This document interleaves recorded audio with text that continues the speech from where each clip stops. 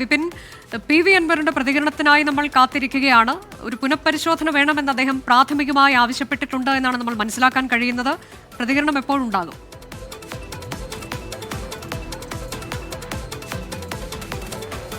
അതെ, അതിന്റെ ചർച്ചകൾ ഇപ്പോഴും നടക്കുന്നു എന്നുള്ളതാണ് മനസ്സിലാക്കുന്നത്. പി.വി. അൻവറിന് ആദ്യം തന്നെ ഈ കാര്യത്തിൽ ഒരു സംശയമുണ്ടായിരുന്നു. അതായത് ഇത്തരത്തിലുള്ള നാമനിർദ്ദേശ പത്രിക അത് തള്ളുമോ എന്നുള്ള ഒരു സംശയമുണ്ടായിരുന്നു. അതുകൊണ്ട് തന്നെയാണ് അദ്ദേഹം മാത്രം ഇന്ന് ഈ നാമനിർദ്ദേശ പത്രികയുടെ സൂക്ഷ്മ പരിശോധന നടക്കുന്ന സ്ഥലത്തേക്ക് എത്തുകയും അവിടെ ഇരിക്കുകയും ചെയ്തിരുന്നത്. അതിലിപ്പോൾ ഒരു തൃണമൂൽ കോൺഗ്രസിന്റേതായി സമർപ്പിച്ചിട്ടുള്ള നാമനിർദ്ദേശ പത്രികയാണ് സമർപ്പിച്ചിരിക്കുന്നത്. അതിലൊരു പത്രികയിൽ പ്രശ്നമുണ്ടെന്നുള്ളതാണ്. ഇത് മുൻകൂട്ടി കണ്ടുകൊണ്ടായിരിക്കണം അദ്ദേഹം 2 പത്രികകളാണ് ഇന്നലെ സമർപ്പിച്ചിരുന്നത്. ഒന്ന് സ്വതന്ത്ര സ്ഥാനാർത്ഥിയായിട്ട് മത്സരിക്കുന്നതിന് വേണ്ടിയിട്ടുള്ള ഒരു പത്രിക കൂടി സമർപ്പിച്ചിരിക്കുന്നു. ഇത് സാധുവായിട്ടുണ്ട്. ഒപ്പം തന്നെ ഈ തൃണമൂൽ കോൺഗ്രസിന്റെ സ്ഥാനാർത്ഥിയായി മത്സരിക്കുന്നതിനാണ് ഇപ്പോൾ ഒരു പ്രശ്നം ഉണ്ട് എന്നുള്ളത് മനസ്സിലാക്കാൻ കഴിയുന്നത്. ഇതിന്റെ ഉന്നത ഉദ്യോഗസ്ഥരുമായി ഇപ്പോൾ സംസാരിച്ചു കൊണ്ടിരിക്കുകയാണ് പി.വി. അൻവറിന്റെ അഭിഭാഷകൻ. അക്കാര്യത്തിൽ ഒരു അന്തിമ തീരുമാനമായി കഴിഞ്ഞാലായിരിക്കും പി.വി. അൻവർ പിന്നീട് സംസാരിക്കുക. അതിലൊരു സൂക്ഷ്മ പരിശോധന വേണം തുടങ്ങിയിട്ടുള്ള ആവശ്യങ്ങളാണ്. അപ്പോൾ ഇത് സാങ്കേതികമായിട്ടുള്ള ഒരു പ്രയാസമാണ്, പ്രതിസന്ധിയാണ് എന്നുള്ളതാണ് മനസ്സിലാക്കുന്നത്. കാരണം തൃണമൂൽ കോൺഗ്രസിന് കേരളത്തിൽ ഇത് രജിസ്റ്റർ ചെയ്തിട്ടില്ല, അല്ലെങ്കിൽ ഒരു ദേശീയ പാർട്ടി എന്നുള്ള ലേബലിലല്ല.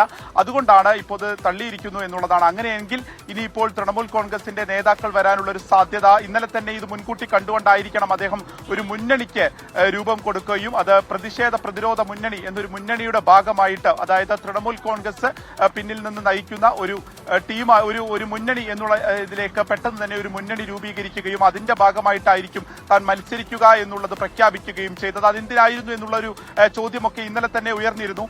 സ്വാഭാവികമായിട്ടും തൃണമൂൽ കോൺഗ്രസിന്റെ സ്ഥാനാർത്ഥി എന്നുള്ളതാണ് നമ്മൾ കേട്ടിരുന്നത്. അപ്പോഴാണ് മുന്നണി ഒരു സംവിധാനത്തിൽ മത്സരിക്കുമെന്നുള്ളത് പറഞ്ഞത്. ഒരു പക്ഷേ ഇത് മുന്നിൽ കണ്ടുകൊണ്ട് തന്നെ ആയിരിക്കണം. കാരണം കേരളത്തിൽ രജിസ്ട്രേഷൻ ഇല്ലാത്തത് കൊണ്ട് തന്നെ ഇത് പിന്നീട് ബാധിക്കും, ഈ സൂക്ഷ്മ പരിശോധനയിൽ ബാധിക്കും എന്നുള്ള ഒരു സംശയമുള്ളത് കൊണ്ടായിരിക്കാം അത്തരത്തിലുള്ളൊരു നീക്കം നടത്തിയത്. അപ്പോൾ പി.വി. അൻവർ സ്വതന്ത്ര സ്ഥാനാർത്ഥിയായി തന്നെ മത്സരിക്കുന്നു, ഒരു പാർട്ടി ലേബലിലല്ലാതെ മത്സരിക്കേണ്ടി വരും എന്നുള്ളതാണ് ഇപ്പോൾ ലഭിക്കുന്ന വിവരം.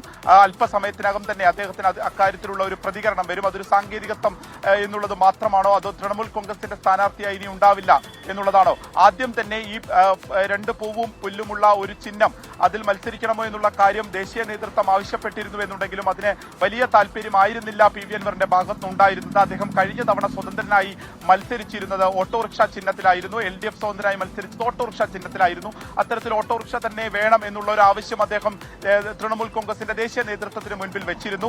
ഇങ്ങനെ ഒരു സാഹചര്യത്തിൽ കൂടിയാണ് ഇപ്പോൾ തൃണമൂൽ കോൺഗ്രസിന്റെ പത്രിക തള്ളിയിരിക്കുന്നു, അല്ലെങ്കിൽ ആ സ്ഥാനാർത്ഥിയായി നൽകിയിരിക്കുന്ന പത്രിക തള്ളിയിരിക്കുന്നു എന്നുള്ള വിവരം വരുന്നത്.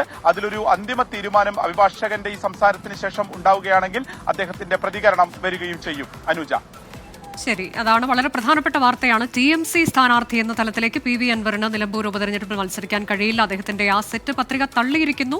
എന്നാൽ സ്വതന്ത്ര സ്ഥാനാർത്ഥിയായി നിലമ്പൂർ ഉപതെരഞ്ഞെടുപ്പിൽ പി.വി. അൻവറിന് മത്സരിക്കാം. അങ്ങനെ ഒരിക്കൽ കൂടി സ്വതന്ത്രൻ എന്ന ലേബലിൽ അദ്ദേഹം ഇറങ്ങുകയാണ് നിലമ്പൂരിലേക്ക്. എന്നാൽ ഇപ്പോഴും അതിൽ കൂടിയാലോചനകൾ നടക്കുന്നുണ്ട് എന്നാണ് നമ്മൾ മനസ്സിലാക്കുന്നത്. പുനഃപരിശോധന വേണമെന്ന് പി.വി. അൻവർ ആവശ്യപ്പെട്ടിട്ടുണ്ട്. 2 സെറ്റ് പത്രികയാണ് പി.വി. അൻവർ സമർപ്പിച്ചത്. അതിലാണ് ഇപ്പോൾ TMC സ്ഥാനാർത്ഥി എന്ന തരത്തിലേക്ക് സമർപ്പിച്ച പത്രിക തള്ളിയത് തെരഞ്ഞെടുപ്പ് കമ്മീഷൻ.